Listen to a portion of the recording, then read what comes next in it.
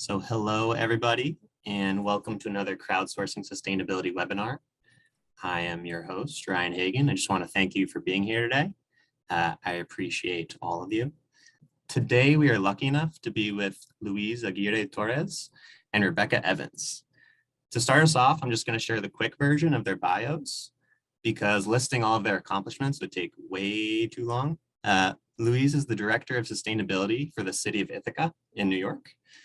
Before this, he spent 12 years providing technical assistance to Latin American governments to develop climate policy and financial mechanisms for renewable energy projects, as well as leading large-scale climate justice initiatives. His work was sponsored by USAID and the US State Department. In 2012 and 2016, he was recognized by the Obama White House as a champion of change and leader in sustainable innovation. He's also the founder of Green Momentum, Clean Tech Challenge, and Clean Tech Labs.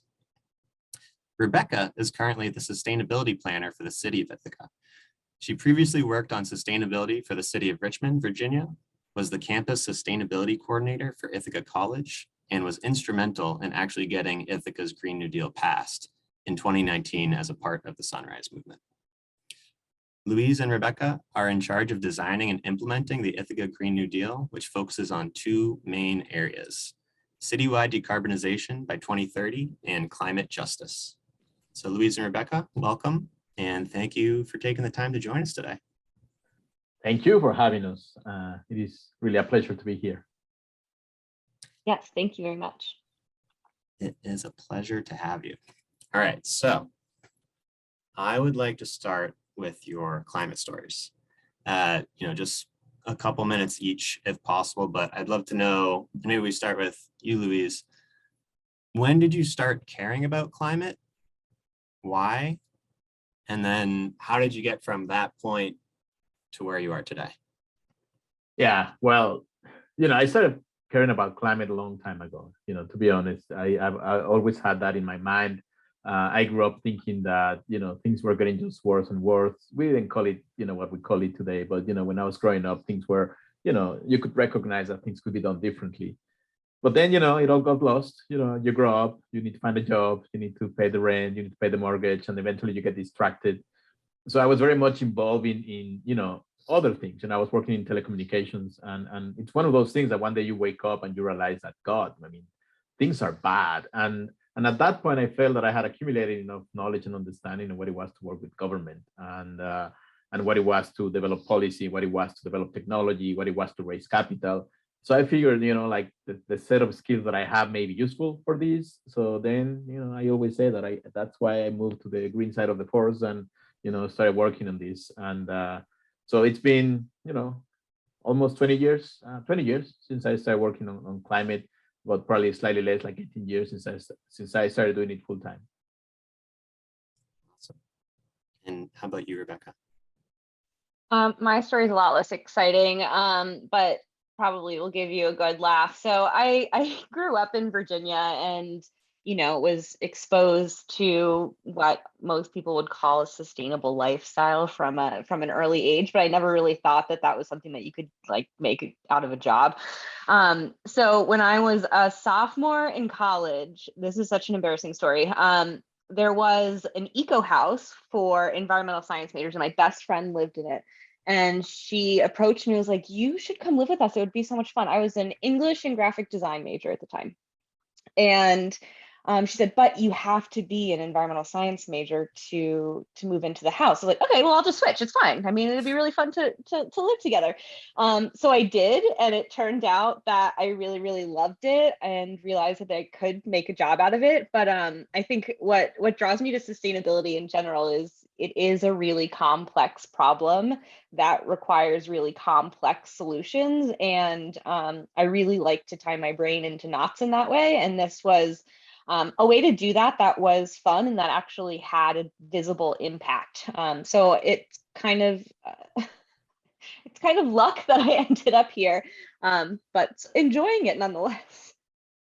That's awesome. We'll take all the luck we can get, I think.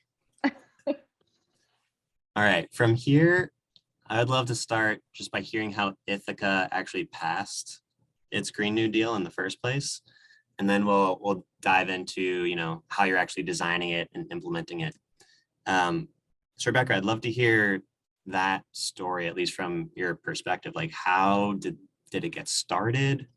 When did it get started? Who were the key people involved? And, you know, what were the most important moments, actions, or leverage points along the way? And I know that was a big mess of a question, but you got to just take it in whatever direction you'd like to. Yeah, no, I love telling this story because it's really fun and surprising. So I was working at Ithaca College in the sustainability office and had about 12 interns working for me. And like a lot of Gen Z were just angry and frustrated by the climate crisis, and we're not super clear on how to plug in, how they can participate. And of course, being on a college campus, that rage and frustration was directed directly at us, the college administration. So they're talking about, you know, what can we do? How can we apply pressure to make your job easier and get more funding and all sort of stuff? And so we sat down and started thinking, okay, the college has its own priorities, but what if we thought a little bit bigger than that? Typically, we think about town-gown relationships as colleges and universities pushing cities to do the right thing. And so I suggested, what if we flipped that on its head and tried to do the opposite, where the municipality is pushing the university and the colleges to do the right thing? There are two colleges in Ithaca. So they kind of ran with that, loved it. There was a group of maybe 4 or 5 students that were really amped about it. And we started strategizing, meeting at bars and thinking about, like, how can we do this? Is this even possible? Do we know the right people? And largely the answer was no. So I had to draw on my limited expertise in organizing, and we ended up collecting hundreds of letters to the mayor of Ithaca saying we want a Green New Deal. This is all around the same time that AOC and Senator Markey had introduced the federal Green New Deal, and Sunrise was just really getting started nationally. So really jumped on it, ended up founding a chapter of the Sunrise movement and using that kind of as a platform for delivering these letters. So these letters were just dumped at the mayor's office. And I actually just got a different perspective on how this went down from one of our former colleagues that used to work with the city.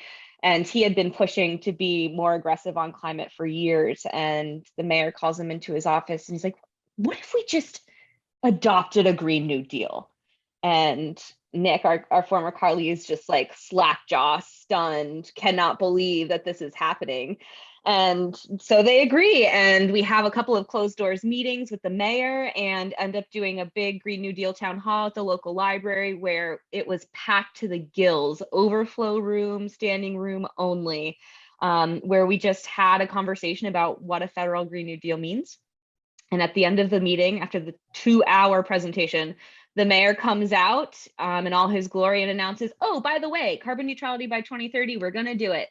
And it was amazing. Everyone is like screaming and clapping. There's crying. It was very, very cool. And that's the origin story of the Ithaca Green New Deal. So the mayor proposed a resolution to council that said citywide carbon neutrality by 2030, with a focus on remediating some inequities that have been present in the city of Ithaca, as they have been all across the country. And here we are, 2 years later, trying to actually do it. Wow, that is incredible. It almost, what was the time span of that? Because that, you made that seem like it was almost like not easy, but like, you know, you write the letters, you get some enthusiasm, and the mayor just was it a progressive mayor? Like, why? How did this go down? Yeah, so he is a progressive mayor. Was he recently resigned? So former mayor, and also what is young. So I think that helps a lot. He could relate to the students, or at least wanted to relate to the students. But from the founding, which was probably January 2019, the resolution passed through Common Council, which is a lengthy process. And that was in June. Is that right, Luis? June 2019. The mayor's or the letters were probably delivered in February. We had that town hall in March, so it moved very, very quickly. It was really only 2 months between the founding of the organization and getting the mayor on board to announce that he was proposing this resolution. And what was in these letters? Did that seem like a key part of this? A lot of misinformation, actually. So it was a bunch of letters from college students that basically said, you know, I'm a constituent of the city. I spend my time and my money here, and the climate crisis is real, and I'm really scared. I don't know what I'm going to do. It was really kind of it was a fact-based emotional story, I think. And I think that's really what appeals to people. I mean, there's a ton of research that says that communicating the science isn't what works. It's communicating personal stories that does. So I think that may have had something to do with it. But the funny thing is they all claim to be constituents, even though none of them actually lived in the city. They live in the town of Ithaca, which is a different municipality. But apparently that didn't bother the mayor all that much. But yeah, it was a lot of climate stories. Like you sort of prompted us with. Awesome. Yeah, I think stories are incredibly powerful. For people who are just getting started in their town, where do you think they should focus their time and energy? Like, what's the best strategy? Or it seems like you got started with the letters themselves and just talking to people like in the bar, but like, do you have any other advice or sort of step 1, step 2, step 3 of how people could maybe think about this? I think every region and municipality is going to be different. And certainly, you know, local electeds are also going to be different all across the world. But the way that I think about it is and this is going to sound terrible, but once you trap them into a commitment, then they have to do it, which is kind of where we're at now in Ithaca. They've committed to 2030, and now we have to make it happen. And we joke all the time, internally and externally, that perhaps local government didn't really know what they were getting themselves into when they signed on to the Green New Deal and didn't realize how much work and money it actually is going to require. So I think that played to our advantage a little bit. Kind of it's a mission-driven resolution that did not have a lot of teeth to it, much like the federal Green New Deal. I mean, it's a resolution. So that was our strategy. Will that work other places? I don't know. I haven't done it from start to finish yet, and I've only started it once. But you know, the next step is obviously hiring somebody with a vision like Luis, that has the experience and the vision to really make this happen. I think what the Green New Deal is now is somehow exactly what we envisioned and totally beyond what we envisioned, something that we could never possibly even imagine. So it's been cool to see it come to life. But yeah, I don't think there's a clear roadmap for every municipality. I mean, every local government's going to be different. That's a terrible answer, but I think it's the truth.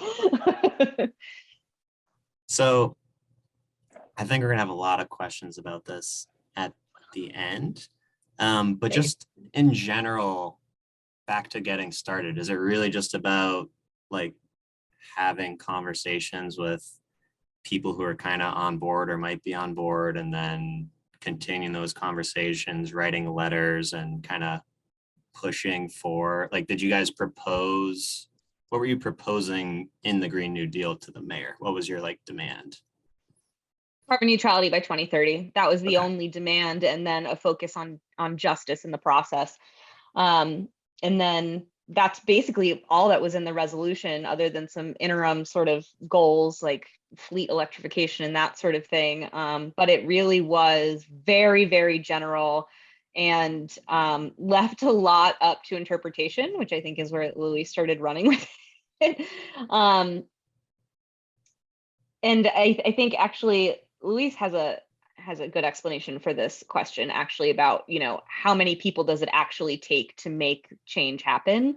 So I would suggest, Luis, that you give that little spiel. Let's hear it. How many people it takes for change to happen, you mean? Well, I mean, like, the bell curve and Yeah, that no. explanation. That explanation. That is a very technical explanation of what we do. But I think it is, I mean, at the very core, it is, we are facing impossible odds, right? And it's not so much that this is so difficult technically or financially. There is enough money, there is technology, there are policies, we understand what needs to happen. A lot of it is people. How do you convince people to do the right thing? And I lost one of my best friends to this job because I got the job and then I suggested this is what I'm gonna do. And it turns out that she was like, no, fuck it, man, I'm not gonna work with you on that. Like I like my house, my car, my pickup truck, and it is a personal thing. So we were aligned on everything except for that one thing. And by the way, sorry. But it's so then we are convinced that we don't need to bring everybody on board. We just need to bring enough people on board. So then you start thinking, how do we make this as efficient as possible? No? And we understand, for example, in the town of Ithaca, we understand that there is about a third of the population that voted for the apprentice and that are not really, involved in climate change. So they are, very happy to ignore you. And, it would be a waste of energy and time and money trying to convince them. So then you are left with 70% of the population. And then out of that 70%, there is, in our city, there's about 15% who are the Tesla owners, who are the people who are already invested in their lives in making things different and better. So then you are left with 55%. Out of those, in our case, half of them are really disadvantaged communities, low income people, that all they want is a better life. So that tells you we need to fine tune this to make sure that this group of people actually benefit the most from what we're doing. So then it's all about, if we tune this right, then they're going to come. It's the field of dreams. We're going to put in front of them something that just means a better life. Then you are left with 30%. So that 30% becomes critical. And that, really inform our approach. It's highly efficient. We're targeting a group of people that are very close to the median income, that know about this, but they don't have any clear incentive to act on it. And then you start moving one and then the next and then the next. And then at some point, you have a critical mass. And then once you have a critical mass, then suddenly you have more than half the city. And it's just the same as, the people who had a BlackBerry, like a couple of years ago, that they were looking at you with, any other smartphone and thinking, yeah, I'm behind with the times. So, people will start getting on board. And, our hope is that, that which, actually is behavioral economics. No, I mean, we can actually consider that 30% of the population becomes a notch from that perspective, and that notch is the one that are gonna, turn everybody around. So that's our approach. That's what we're going for. So, there's no number, but yeah, you just need to turn a few to get the rest. That is definitely helpful to hear. So that's sort of the strategy theory of change to get this thing snowballing. Yeah. That's exactly what we're doing. Yeah. All right, let's take a step back. How could you like kind of paint the picture of the vision of Ithaca's Green New Deal? Just broadly what it is, what are the main goals, and how did you sort of pick them, I guess? I can try. I need to give you some context, man. Otherwise, it's gonna be hard to understand. Like the frustration and desperation and energy behind this. I was working in Latin America, and then COVID hit. My wife lives in Ithaca. She's a professor at Cornell University, and I was doing this work, and I was commuting back and forth, right? But then when this happened, they closed the border with the US. So I was stuck on the other side in Mexico. And even though I am from Mexico, my family is here, right? So I am finding a way of coming back to Ithaca, which is very romantic from a classic point of view. But, I really am trying to make it back to Ithaca. And at some point, they opened the border, but you couldn't really fly into any blue state. You need to fly into a red state because they didn't have these restrictions. So I had to fly, and then I had to drive and make it all the way home. And eventually I made it home. And that was enough for me to say, okay, I'm never leaving this place again, So then I was happily unemployed, but happy really where I was. But I had this need to continue working and doing things. So I applied for this job that, Rebecca and her friends, thanks to them, the city was looking for somebody to lead the Ithaca Green New Deal. And in the interview, they asked me like, okay, the resolution says carbon neutrality by 2030. What do you think? And my answer was, that's absolutely crazy. That's completely nuts. Like anybody who tells you that it's possible is totally nuts and is just trying to get the job. You want an honest answer? That's just crazy. So what followed was you're hired. And I was like, okay, because I added at the end, like it's crazy, but it's one of the most amazing challenges that you could face in your life. If somebody tells you, you may not have the money, you may not have the time, you may not have the staff, but dude, we really want you to do this. So just go crazy, go nuts at it. So I did, and they offered the job, I took the job. I read the resolution and I was like, oh, this is not going to happen, man. I was really looking at it and I remember like carbon neutrality by 2030. I was like, yeah, right. Then compensating for historical inequities, like, okay, we got it. Economic inequality, racial injustice. And I was like, okay, what else do you want, right? I mean, literally. But then I started looking at it and I was like, okay, this might be doable. I mean, we just need to rephrase this and we need to think about it very differently. And I always talk about the Green New Deal and this really informs the vision that we have, which is the Ithaca Green New Deal is a mission-oriented collaborative approach to carbon neutrality. And that is the first change, right? And mission-oriented is a callback to the moon landing, to the development of the vaccine, which, at the end of the day, yeah, we landed on the moon, we had the vaccine, but the logistics, what happened to get there, it was amazing. We created new partnerships, we redefined the role of government, society, how we spend money. And then for the vaccine, we have the science, but how do you distribute that 3 times to 7 billion people in the planet, right? So it is all about, having this mentality that, there is a mission that we need to meet and it doesn't matter, what we need to do as long as we know we have to do it and we can do it together. So there is that. And then the second part was, it's not about carbon neutrality, it's about people. And people will enjoy the benefits of carbon neutrality. But people are connected in strange and wonderful and beautiful ways. So it is all about elevating social capital. It's all about elevating that makes people unique and connected. And in doing so, implicitly redefining the social contract. You are actually identifying what the role is of government, society, the relationship that they have. So then the Ithaca Green New Deal became this mission-oriented collaborative approach to carbon neutrality, where at the core, we are really focusing on elevating social capital, redefining the social contract, and really driving towards a model where you have equity, where you have justice at the very core of a giant effort that strives to achieve sustainable prosperity for everybody in the community. And then there was the recognition that this process is it's a global imperative. It's not something that Ithaca is doing alone. So it's something that we're doing in collaboration with a ton of people, way beyond the city, beyond the county, beyond the United States. But then there is a recognition that we have not only an opportunity, we have this obligation to make it work. Because, dude, I am from Mexico, and I grew up in a place where you could never do what Rebecca did here in the US. You could never do that. Actually, if you do some of that, you could end up in jail. And a lot of people are worried about food. People are worried about transportation, education, a number of things. We don't have time for that. So the fact that we're here, and if we contextualize this globally, Ithaca is in a wonderful position to take on this.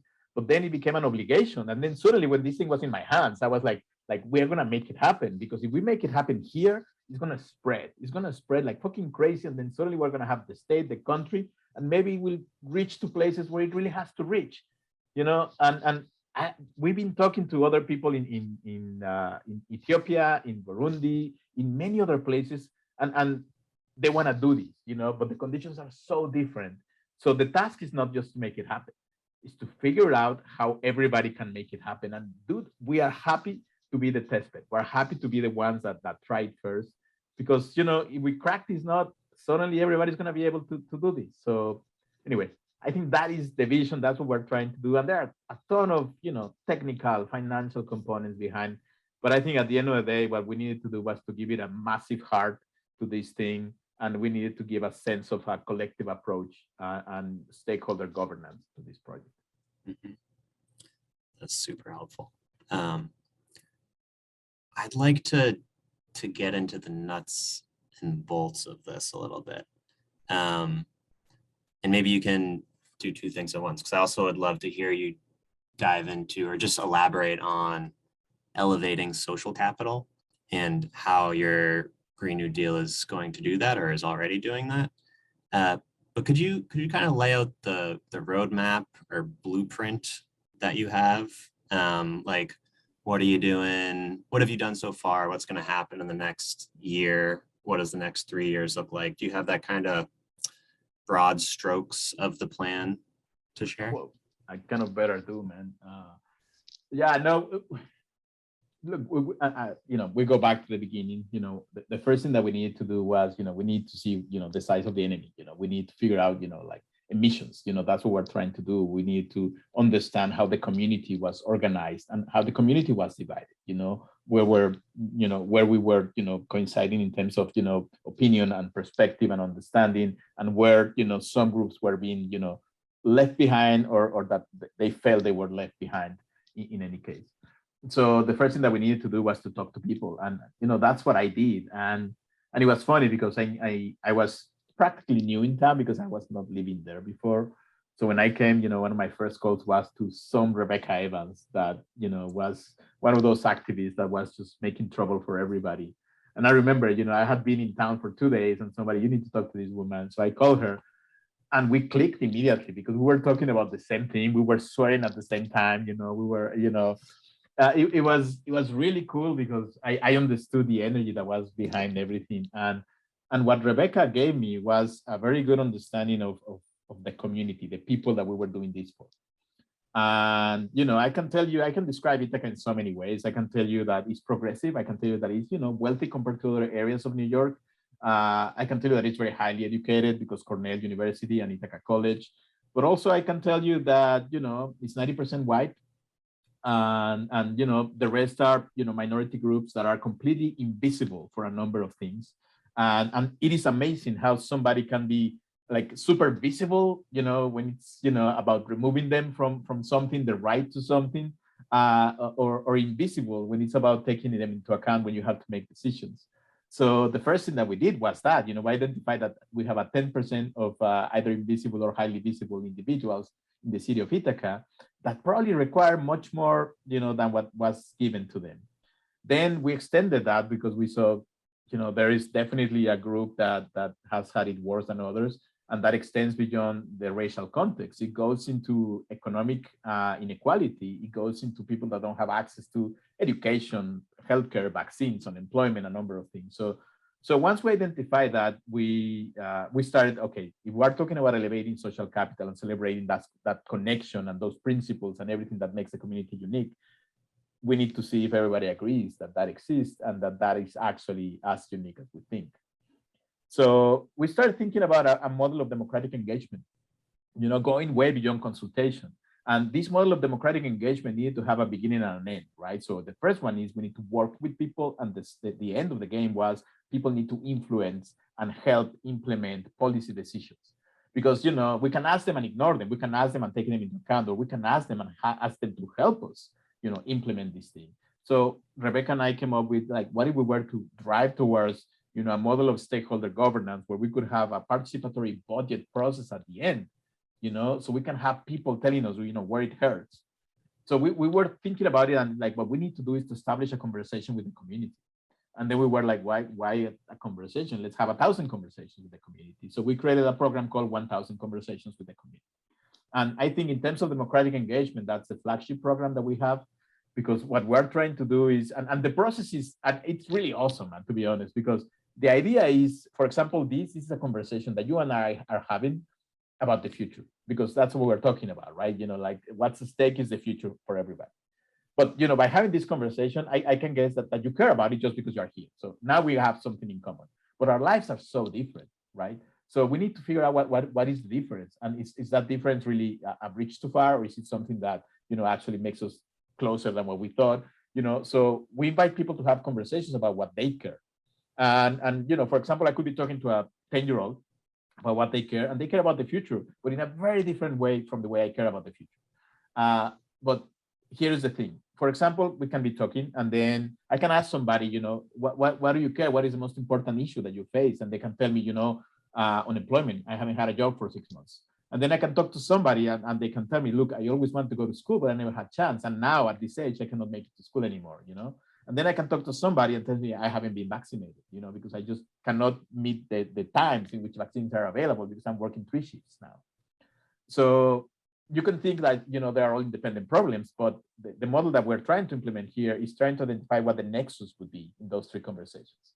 And if you think about the nexus, it could be, systemic racism, for example. I mean, I'm not saying that it is or that it will be always, but it could be. So then you have an issue that nobody talks about because it's, it's not polite to talk about, right? But, you can go back to them on a second, effort and say, okay, in the last conversation, you never mentioned this word, but I think this word is at the core of what's happening to you. And then they could go like, you know what, it might be true. So then fine tunes approach. And eventually, by identifying the nexus, or what I call in a very nerdy way, the emerging complexity, once you identify that, then you go like, dude, this is what we have to do. And then slowly but surely, you come up with some topics that everybody cares about. And nobody has to mention it. You just need to be able to identify it. And that's what's going to drive the participatory budget process at the end. So that is what we're doing in terms of democratic engagement and really identifying those connections and those values and those principles and those inequities, that make this community good and bad, in every way. Then comes the rest. How are you actually, are you like recording these conversations? Is it just the 2 of you having them? Like, how are you going to get to 1,000 conversations with everything else you got to do implementation wise? Well, that is a very good question. On Tuesdays, Rebecca is the host of Power Lunch Conversations on a YouTube channel. And, we invite people. Last week, we had an electric chef, a chef that is promoting induction cooking. And the guy knows his stuff, man. It was amazing to talk to him because he could tell us how our lives are going to be even better, but he was able to talk about food, about cooking, about everything. So we talk about, even recipes. In some cases, we talk about art and politics. Sometimes we talk about climate change as such. And sometimes we talk about things that you have no idea. For example, we had the mayor talking to one of the students. And the idea was for the mayor to come in as the mayor, but to leave the conversation as Savante Myrick. We needed a human being emerging from this conversation. And it was one of the most amazing exercises because at the end, it wasn't the mayor and the student. It really was Savante and Courtney just having a conversation. And it was just fantastic.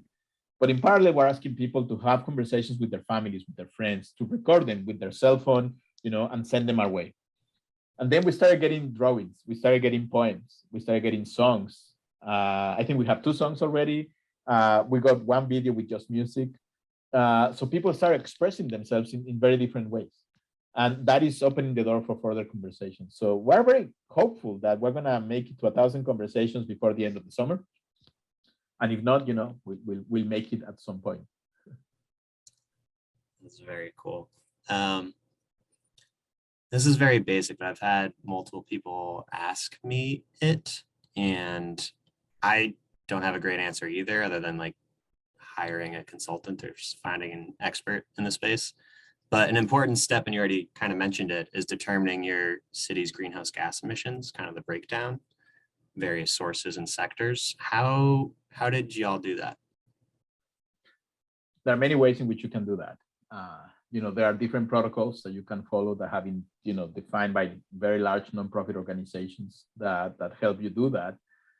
There is Google. Google, provides a number of free tools for municipalities, particularly small municipalities.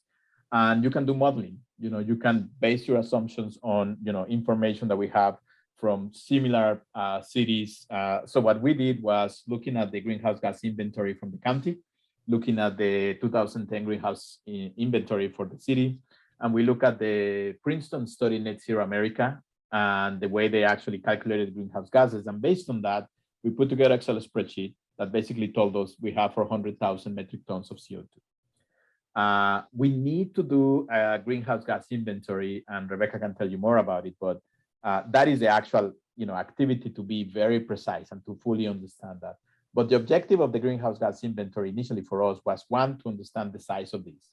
So we have 400,000 metric tons of CO2. And for some people in the call, that that means probably nothing, but imagine 100,000 cars outside your house when you go out jogging. That's what's happening in Ithaca. So we're trying to, figure out where these emissions come from. And then, we saw based on the economy that we have that about 40% come from buildings. And inside every building is mostly from energy use, and energy use by 80% inside a building is for space heating because of the weather we have. So now we know 40% of the 400,000 metric tons come from buildings, energy use, mostly space heating, but also water heating, cooking, and clothes drying. Then 40% comes from transportation. And we know that about 70% comes from passenger vehicles, and that tells us, we need to make sure that people stop driving cars, at least as a single passenger. But, a chunk of them come from transit.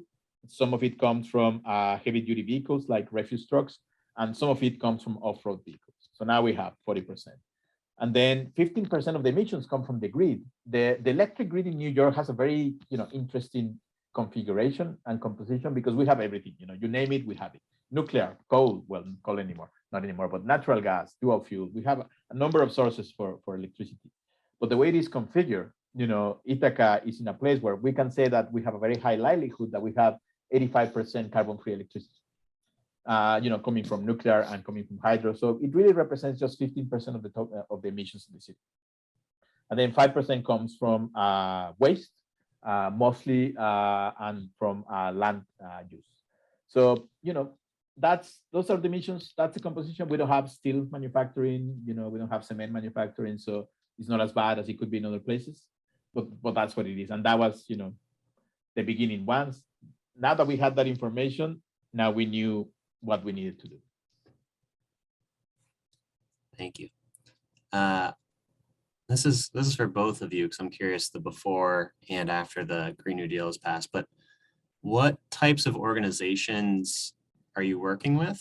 And just kind of in general, what kind are needed for this type of transformation? You want to go with the ones that work on your side, Rebecca, and I'll complement with the other ones? I think the short answer is we don't say no to anybody. We are a staff of 2, so we take all the help that we can get. But before the Green New Deal was actually passed, and today, the city of Ithaca and Tompkins County in general has a very robust activist community, particularly around climate change. So, banning fracking in New York State, that is a claim to fame for a lot of Ithacans and folks from the surrounding region. So there's existing momentum in Ithaca before the Green New Deal. And we continue to partner with those organizations. And a lot of them are activist organizations. So, when we have something that needs widespread community support, we rely on those organizations to communicate that support either to council or to us, or to bounce ideas off of. Hey, we have this wild and wacky idea. Doesn't make any sense. Should we do it? And sometimes they say, you guys are totally crazy. No, leave it alone. Or yes, 20 years ago, this happened and this is why it didn't work. So you need to try something different. But yeah, we work with all sorts of organizations, immigrant rights organizations, climate activist organizations, the colleges,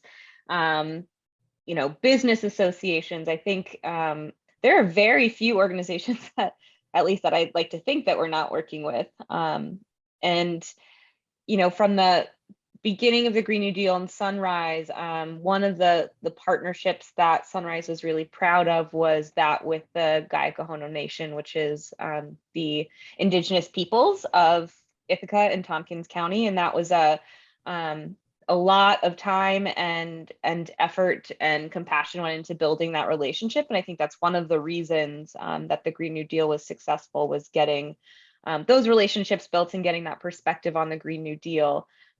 From the very beginning, trying to include voices that typically are either ignored or are intentionally not included.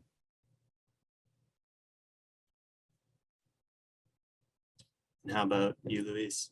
Yeah, I think on my side, Rebecca and I work together. We do, all of these were both involved in on the, climate justice side, or on the, direct, carbon emissions reduction projects.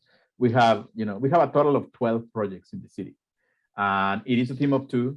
but we don't work alone. We work with a very large number of people, and I mean a very large number of people. I think we can count at least 50, volunteers, and one way or another are helping us with something. We have an internship program with 10, very capable interns. But mostly we create partnerships because, when I was describing what the vision of the Green New Deal is, also, it is, if we change the role of government and we imagine that government is here just to convene, to articulate, to create partnerships, consolidate industry, and we use our influence that way, then it all becomes, what are the right partnerships? With whom do we work? So, for every program that we have, I can name one particular partner. But I think, most people are very focused on the electrification program that we developed recently, which, is the one that has created a lot of attention. And for that, we're partnering with an organization called Block Power.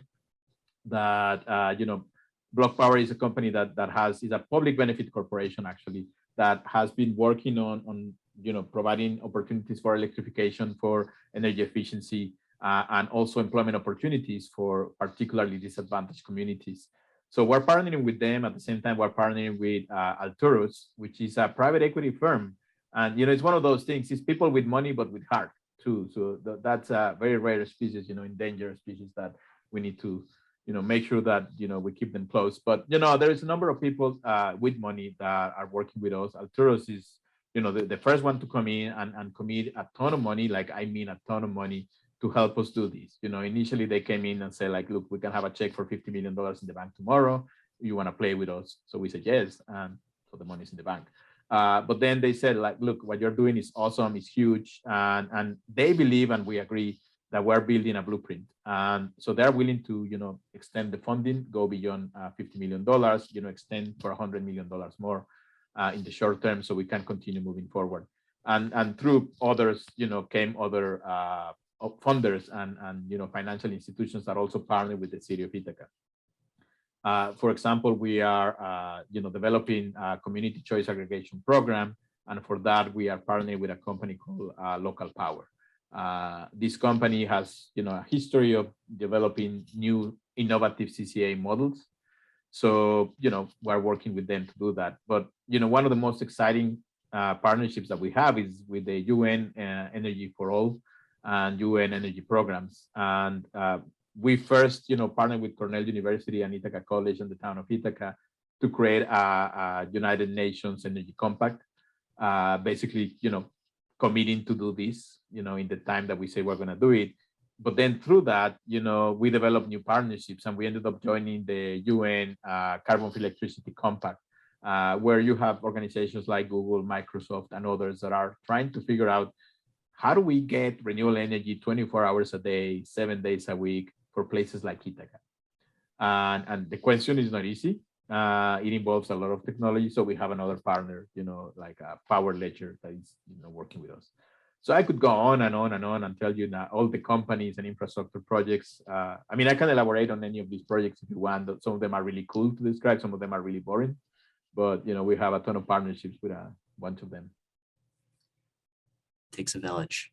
I think a lot of people would be interested to hear how you were able to raise that much money, and maybe dive into a bit just like sort of like financial model innovation that you've decided upon to actually make this happen. So can you walk us through, like, I don't know, the overall strategy of how the finance of all this works? Okay, I can try. But I need to give you context, man. I'm sorry, but we need to start from the very beginning. Once we have the emissions, we were figuring out, okay, how do we, make a dent? How do we make sure that people know we're serious about this thing? How do we scare the hell out of all those polluters? So we were like, okay, buildings, because, it's 40% of the emissions, but, you can also deploy solar, which would help you decarbonize the grid, energy storage that would allow you to have flexibility. And, if we look at the possibility of co-deploying some technologies, we saw that we could also deploy charging stations. So suddenly a building became the way of eliminating 50% of the emissions, not 40%, 50% of the emissions. We're like, okay, how do we do this? And then we started looking at what other people have been doing in the city.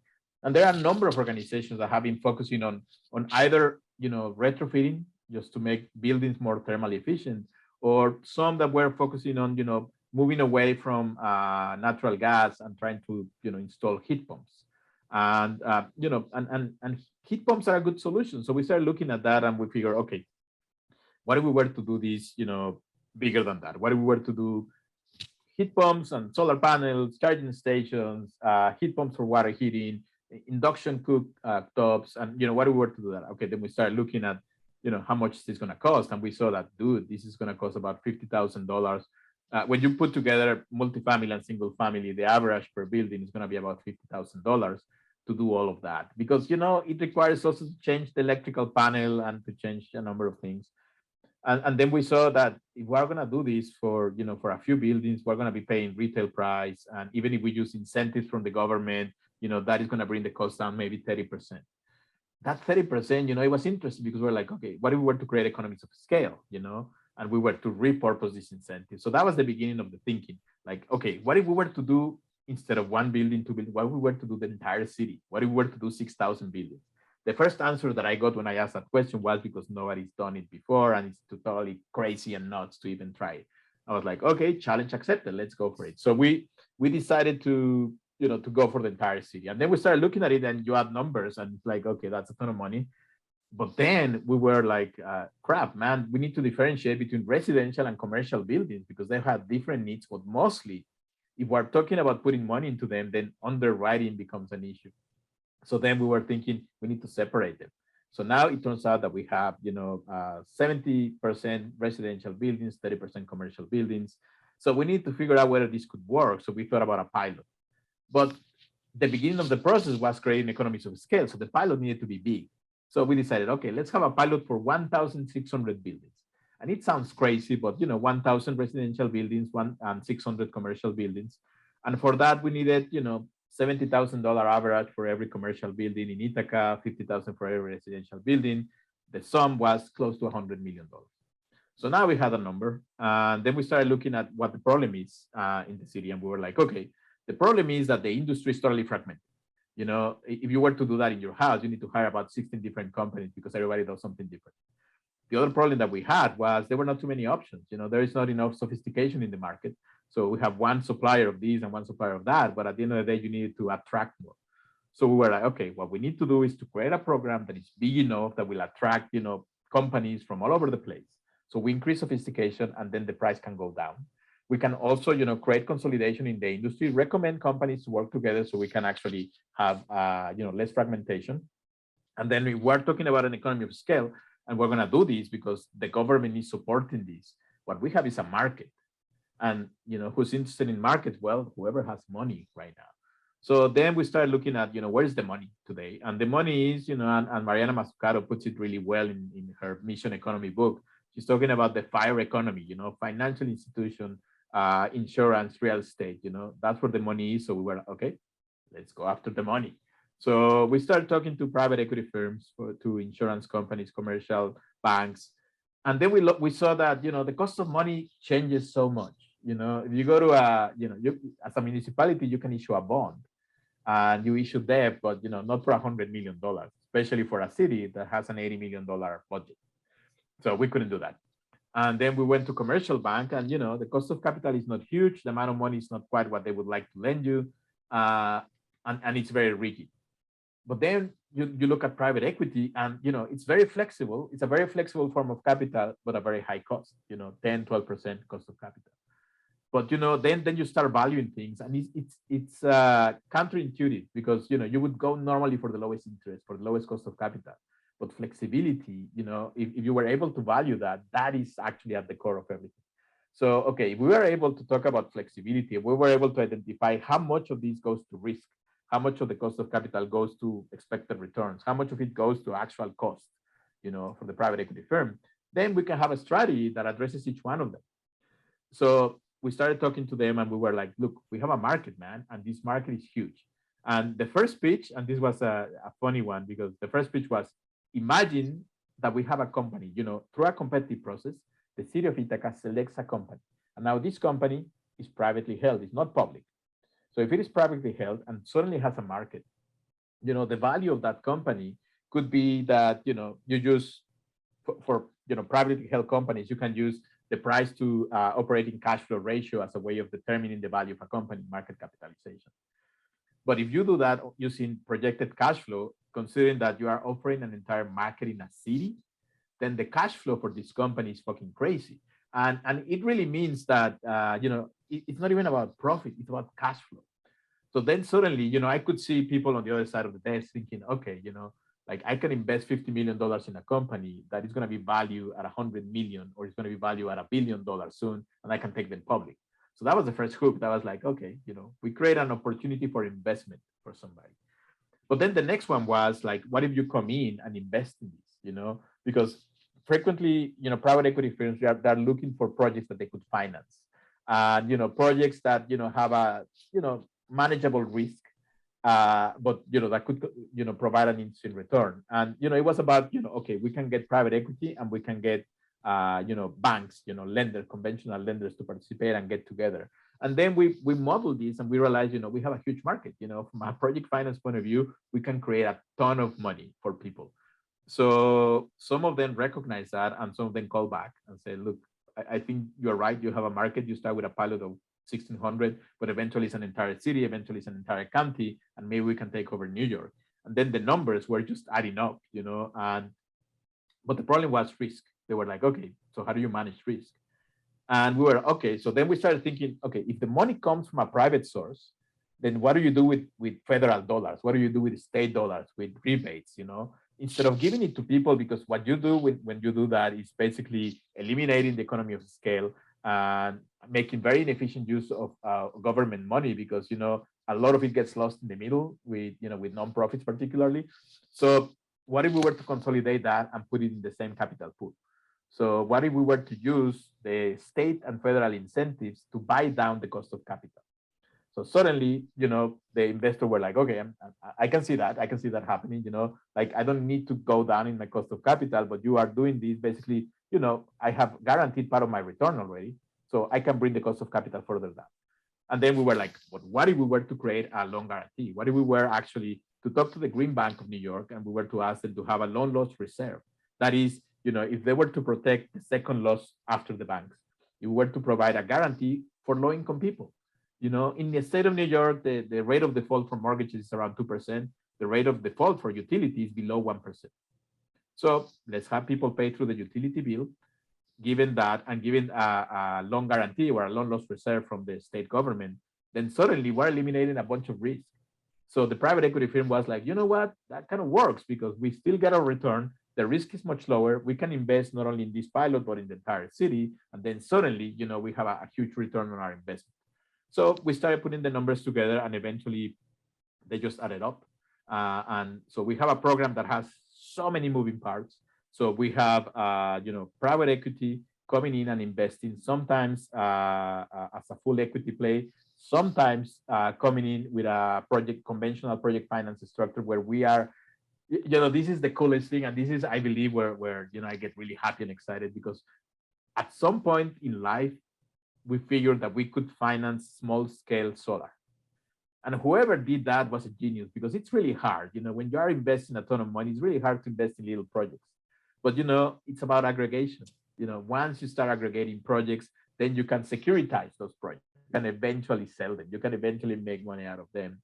So then we thought, what if we were to securitize? What if we were to aggregate electrification projects? What if we were to talk about this as electrification as a service?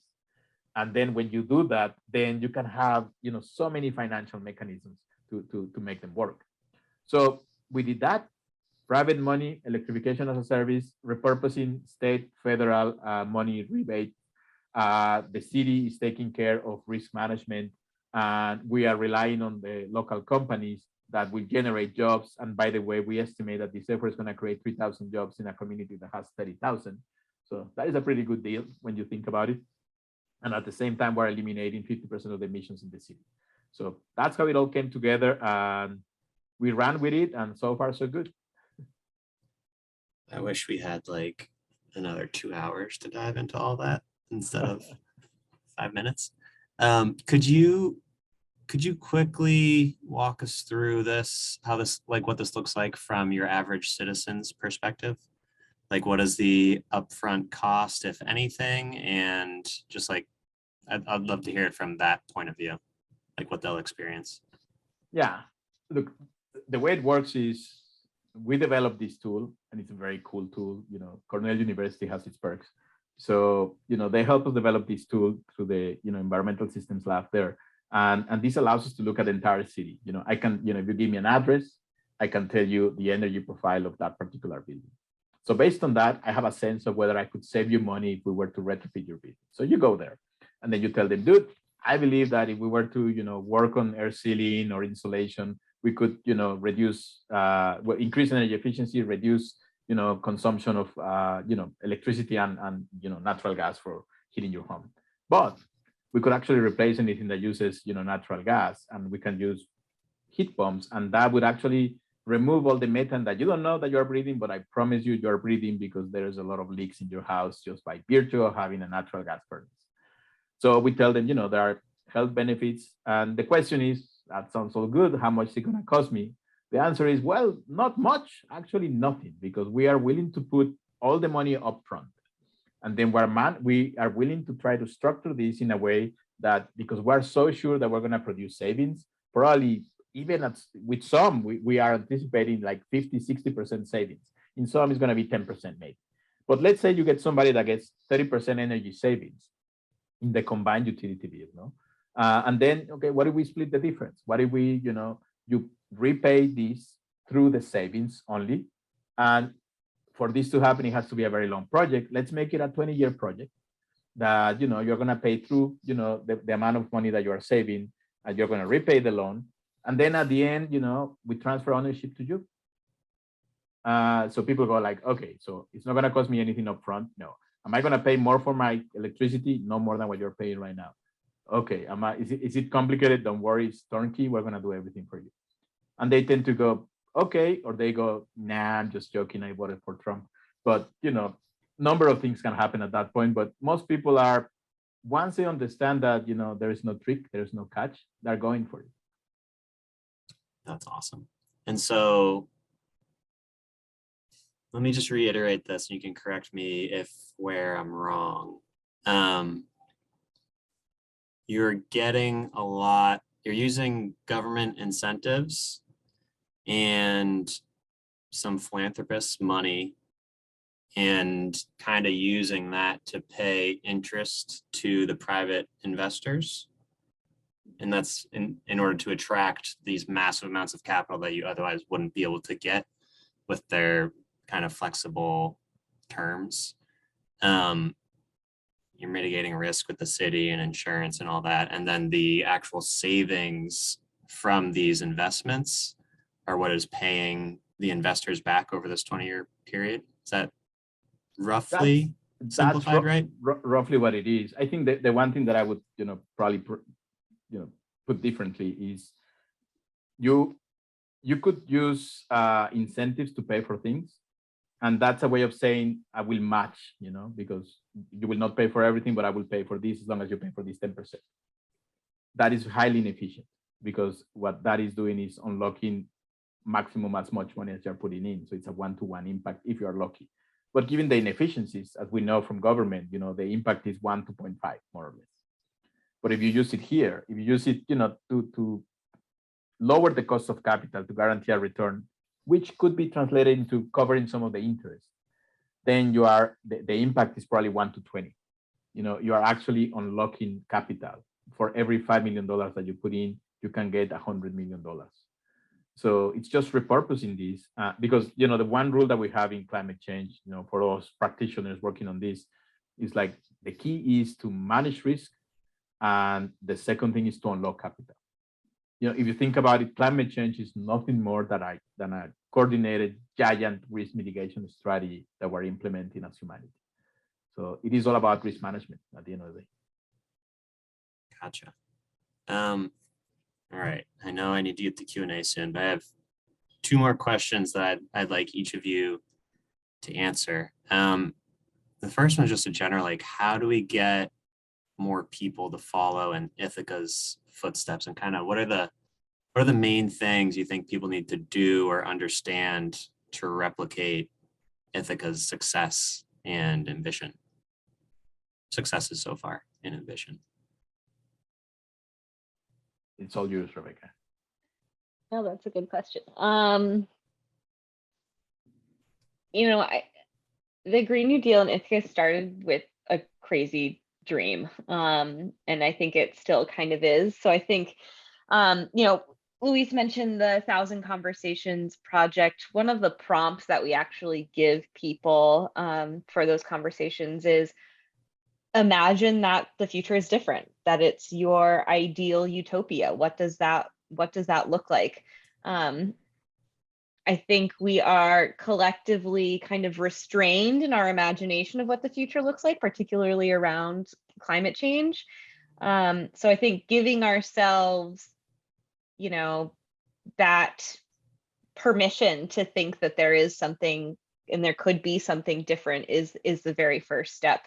In absolutely no world did I think that we would end up here. In 2019. In no world did I think that the mayor would even read those letters. So it's amazing to see what just trying can actually do. I mean, even if we don't get to carbon neutrality by 2030, we will have cut emissions immensely. And that alone is an excellent blueprint for the rest of the country and the rest of the world. And that amount of emissions cutting could potentially be a matter of life and death for a number of people all over the globe. So, I am a dreamer for sure. And I think that we need more dreamers and we need more people to give themselves that space to think about what could be different. And then once you figure that out, what's your utopia? What's your passion within that and how can you plug in to make that happen? Where are the groups that align that vision? And Luis mentioned trying to find that nexus between these different concerns. And I think that's exactly what we're doing. Great It's answer. a squishy sort of answer, but We need that. Luis? Well, I have to go with Rebecca on this one. I think on one hand, you need to want to do this, and we can talk about it at the personal level, and what is it that it means to you, but also you can talk about it at the community level, and then I mentioned at the very beginning, there is certain responsibility that comes with being part of a developed country where this is possible. So it's coming to terms with the reality of the world that we live in today. And the report that was published by the IPCC yesterday, it's not going to be read in many places. It's not going to be read in places like the one I come from. Like nobody's going to know what that is, and they don't care. They don't have to care because we do. And what we do is we take action immediately. And it's going to take a while for things to spread. We're talking about change in the economy, change in society, and they have different times and different models for them to spread. So for things to make it where they have to make it, it's going to take much longer than the change in the economy, than the change in finance or political change. So we need to get going today, because otherwise it may not be too late for us, but it might be very late for other people. So if we are conscious of that, if we're conscious of being in a world that is shared by 7 billion people, if you don't want to do this, I don't know what to say, man. I think you just don't care, and that's cool. It's your right, but honestly, what the hell, man? Yeah. Yep. All right. I've had you to myself for too long. Macy, you want to pop back in and we'll start up the Q&A? Yeah, absolutely. Thank you so much. It was so great to hear from you guys. There's a few questions that I'm interested in the chat. I'm going to kind of combine a few just for time. I know we just kind of touched on this, but just sort of like how, the average person can kind of get involved. You kind of touched on it generally, but someone else asked, like, have you thought about having an assembly group or an advisory group of ordinary people to kind of help you out? Or is that, is there other ways that people can get involved without, having it be their job or something they're really pursuing? I mean, for us, we cannot do it if we don't have a group of ordinary people working with us. I mean, we have a steering committee that is made up entirely by people from the community. And we have a very large group of volunteers. And we have a group of people like Rebecca's friends, like the Sunrise Movement, that always keeps us honest. And we're working with the Climate Reality Group too. So yeah, no, we have Climate Reality is building a scorecard. They're going to really keep us honest and on track. The steering committee is people from the community that are making sure that whatever we do is in benefit of the community, that we're not, cutting corners or doing anything wrong. But also the people we work with every day, they are doing this because they believe in what we're doing. And I think that is the best way of keeping us in check. I know that somebody's here because they believe in me, they believe in the work, they believe in the mission. If you try, I mean, if you go any way far from what you started doing, they will go away. So yeah, we thought about it and we think it's necessary for this to be successful. There's a really great video from Alexandria Ocasio-Cortez around the 2020 election that, and it really stuck with me for a number of reasons, but she says we should stop asking people, what should I do? And instead ask ourselves, what do we want to give? And then you can find what you're really passionate about. And the answer is never going to be, no, we don't want your help. It just doesn't happen. So I think the best way to get involved is to figure out, how does what you're good at and what you're passionate about align with the goals of whatever this is, the Green New Deal in this case. And how can you use that to further that mission? Because if your heart is not in what you're doing, then it doesn't really matter. If you don't like playing with spreadsheets, then, data drag and drop is not going to be helpful for you. And if it's not helpful for you, it's ultimately not helpful for us. So it's a great video. And I encourage people to think about it in that way, especially from the activist perspective. That's awesome.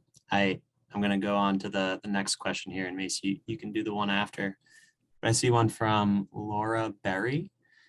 She said she'd love to hear about any challenges you've faced or strategies you have found successful in, one, securing buy-in among city staff for the work you're doing, and two, making sure that the Green New Deal work is funded appropriately, which I think I was also wondering about when you were talking earlier, Luis, just like dealing with private equity people and making sure stuff doesn't get out of control or anything like that. I don't know.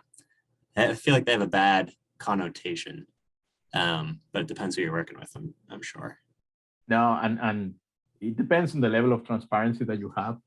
I mean, that is paramount. I mean, if you are not, totally open with people in terms of what you're doing, how you're doing it, who you're working with,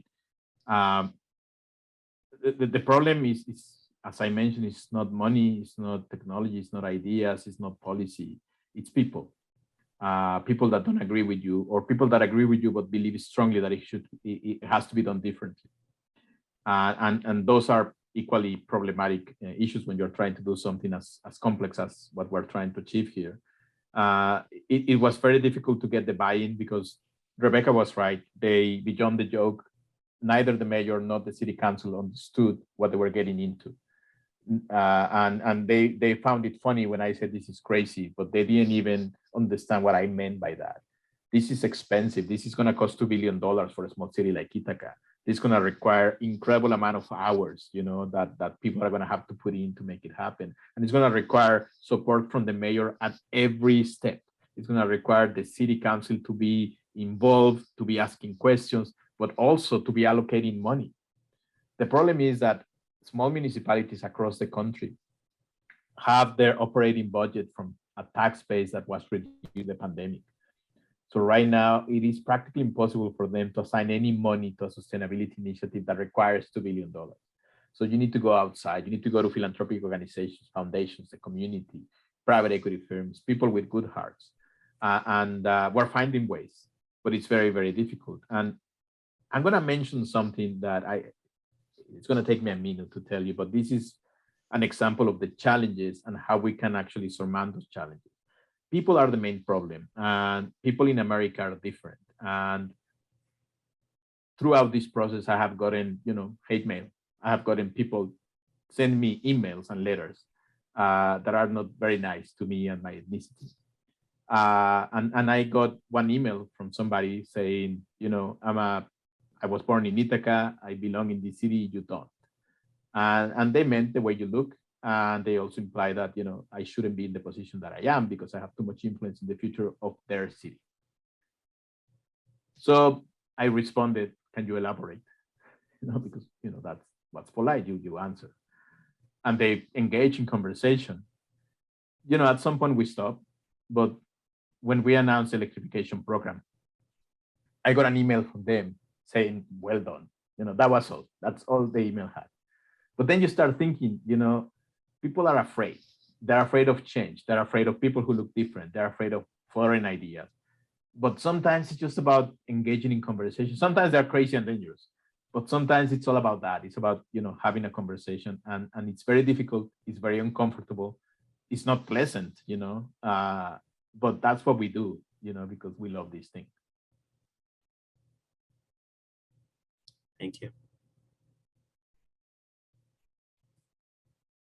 All right, Macy, what you got?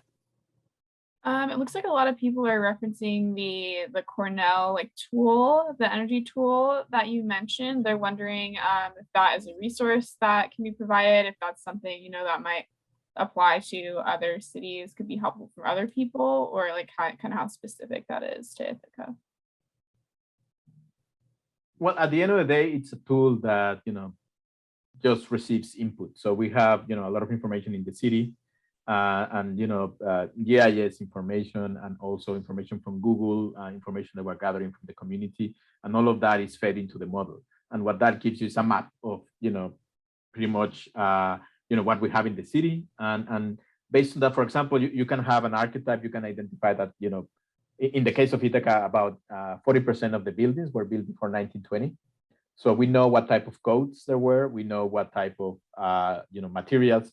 The way buildings were constructed by then, and also the way that we can model the way these buildings have age. So based on that, we can estimate the energy profile.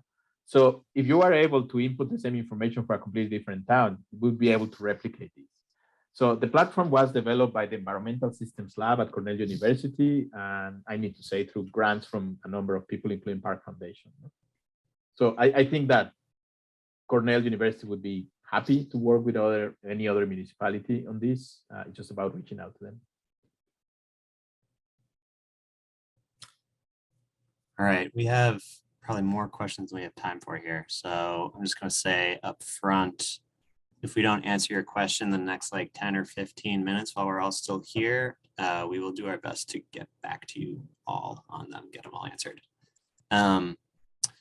There's one from Roy Pryor here, which I think is worth diving into deeper because we touched on it but didn't really delve into it. He says, what transport issues are being addressed as part of the move to reduce single vehicle occupancy, etc.? Yeah, it is. I mean, transportation is complicated in a way that it's not for buildings. So, and that has to do with the perception people have of their constitutional right to have a pickup truck. And it is understandable, to be honest, and it's the right, to decide. But at the same time, we need to make them understand that, there are benefits for everybody to move in a different direction, to a vehicle as powerful, but that makes less noise and vibrates much less. So what we're doing is a number of things. We're starting with the municipal fleet. We're electrifying the municipal fleet. And to do that, we need to deploy a lot of charging infrastructure. We're looking into electrifying the fire department, the police department that have very specific requirements, the Department of Public Works that has requirements, for example, for electric garbage trucks. So we have alternatives for all of those. So we are contacting a lot of the manufacturers. We are using a similar financial model to the one that we're using for buildings. We are also working with local organizations in deploying an integrated multimodal transportation system in the city that will, start with car share that already is available, with bike share that we had before the pandemic or went away, but we are, redeploying bike share. Our hope is to bring electric mopeds to the city. But the challenge that we have is also that the cities, the winter lasts 5 months and the students go for the summer. So it's very difficult to make it work from a financial point of view. So we need to identify what the right model for it is. And then finally, we have a transit system that has only 50 buses, but out of which 7 are already electric. And the goal, they were projecting to electrify the full fleet by 2030, but the city is working with them to help them accelerate that. And hopefully in 3 years, we'll have an absolutely electrified fleet. We're also figuring out, ways of integrating these. For example, if the whole city is electric at some point, and some businesses are saving money through this program, then, for example, let's say I go back to 40% savings in one building. They can devote 20% of the savings to repay the loan, 10% to donate to pay for the electricity for an electric bike share system, and 10% to donate to a low-income family so they can cover the electric bill and eliminate energy burdens. So once you move to full electric and you think of electricity as a digital energy, then you have a number of options and alternatives that you can use, including subsidizing electric transportation. So we're looking into all of those things as we speak. We have alternatives for some, in others we're still trying to figure out. But the last thing that we have, and this is something Rebecca and I were talking about today, it's all about financial innovation once again, because when you bring money that is private capital, you need to worry about financial inclusion. So how do you actually make that money available for people without credit history or a bad credit history? How do you make that money available for somebody who doesn't have a job today? So we're working on identifying ways of doing that, so we can bring secondhand electric vehicles for a sector of the population for a very, very reduced cost. And I'm talking about having somebody buying an electric car for $500 and perhaps leasing the battery for $30 a month. And we could have philanthropic organizations covering the cost of the lease, for example. So that's the way you actually achieve equity. So if you enter all of these parameters and all the intentions into a machine learning model, you can identify where you're going to deploy each one of the charging stations that you need to have on the streets and in parking lots. So it covers the entire population. So everything I just mentioned, we're working on. And I would add to Luis's very technical explanation. One of the additional challenges with transportation is how deeply interconnected it is with other sustainability issues. So the city of Ithaca is an economic hub in this area. 2 major employers are the colleges, and because of generations of gentrification, a lot of the lower income individuals cannot afford to live in the city anymore and need to commute. So just because people that live within municipal boundaries of the city of Ithaca are driving electric cars and riding the bus or whatever, we have this additional problem of commuters coming into the city because they cannot afford to live here. And that's kind of what I think is the beauty of sustainability and the Green New Deal, is that you cannot think of these things in isolation. So in addition to, deployment of electric vehicles and charging stations, we also need to think about how do we build up the economy so either people can afford to live here or people don't have to commute here at all. And that's one of the more challenging, I guess, approaches to the transportation conversation, but important nonetheless.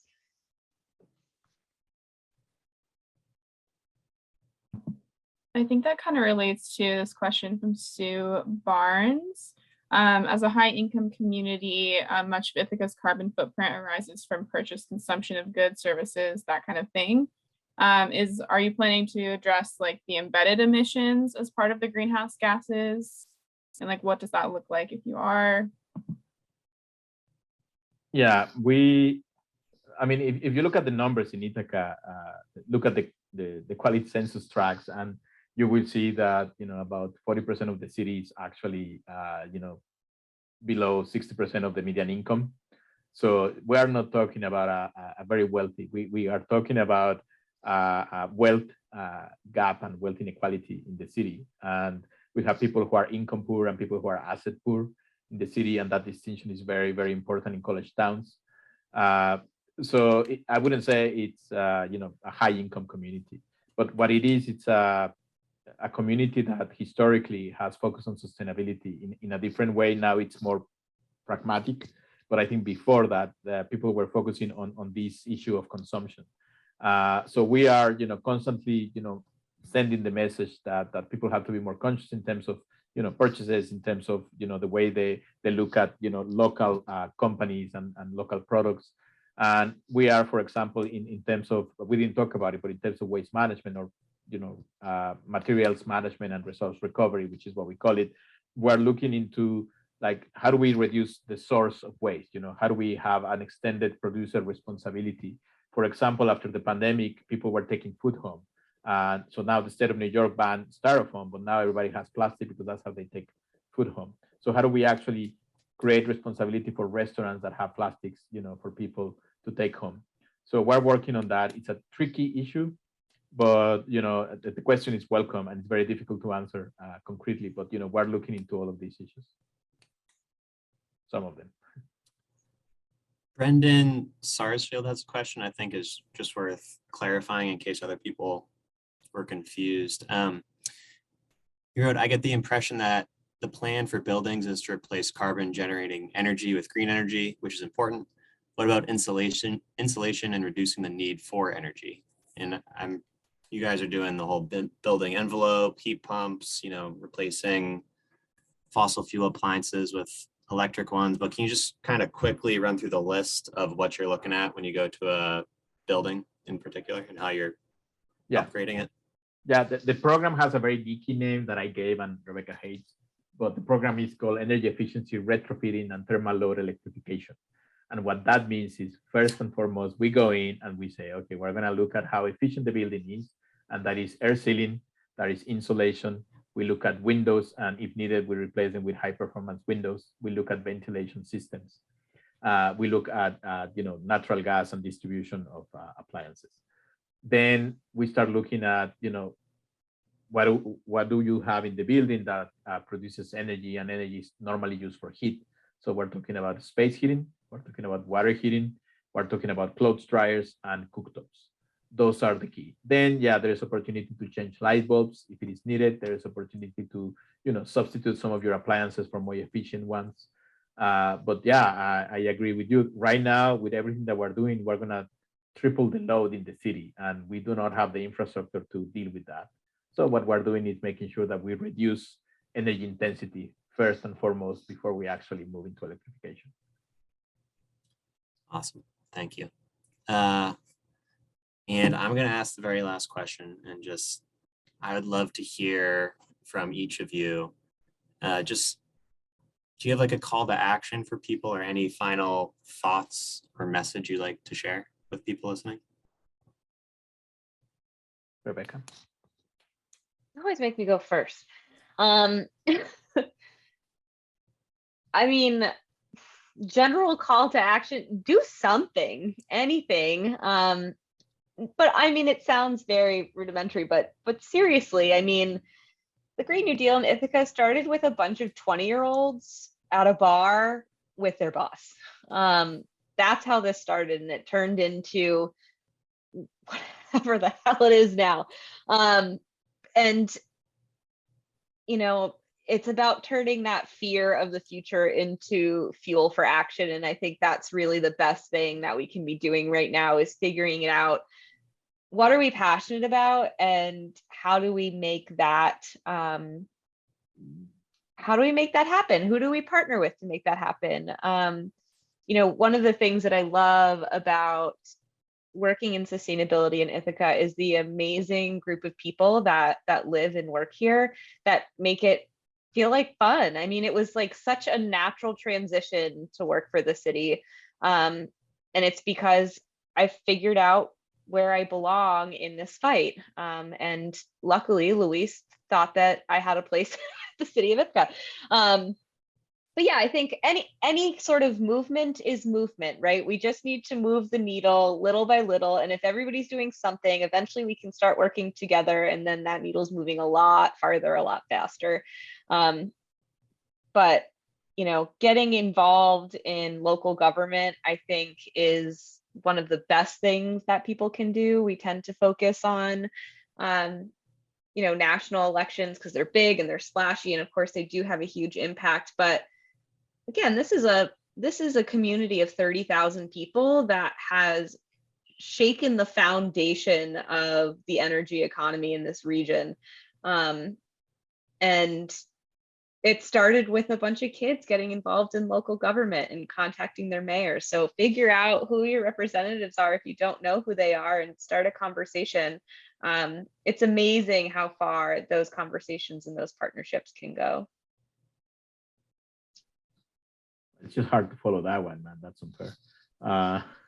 I think what I would say is, what we're doing is very hard. It's frustrating. It's extremely tiring. And you're going to take 3 steps forward, and then you're going to have to take a couple back every single time. And then you're going to figure out a solution, and then somebody's going to tell you it's not ideal. And somebody who's, fighting next to you for this is going to get into a fight with you because, they disagree. We tend to be very intense people working in this space. But what I invite people is, not only for those that work with you or that you want to work with, is to, suspend your cynicism for a second, and stop assuming that everything that everybody thinks is hardwired into their brains. A lot of the time it's just about, having a conversation, talking to them. If you're an activist, engage government. If you're a government, engage your activists. If you're a member of the community, talk to your neighbor. But at the end of the day, this is not going to go away. It's there, and we are the ones who are going to solve it. And the last thing, and I always say this, forget about leaving the world better than the way we found it. That's just stupid. We need to live in a world better than the way we found it. So it's life before death, not life after death. So I really think that we need to think about it differently and move away from those environmentalist ideas from the 70s and 80s and move to today. There is urgency, there is a lot to do, but we know how to do it. Those are 2 fantastic messages to end on. Luis and Rebecca, thank you so much for coming on, and for all the important work that you're doing and that your partners are doing all over Ithaca to lead the charge on decarbonizing our cities with these policies and investments that are rooted in justice. Like you said, I think it's just super important that people know this is possible, and I know I appreciate all the strategies and tips you're sharing, or that you shared, and I have a good feeling that people on the call here today, listening in and asking questions, are gonna help this to accelerate action wherever they live around the world. And thank you for everyone who tuned in. Appreciate y'all. We're gonna try to answer all your questions afterwards. And yeah, just thank you to everyone. Grateful that everyone here cares about this and is working hard on it. Thank you very much, man. Yeah, thank you.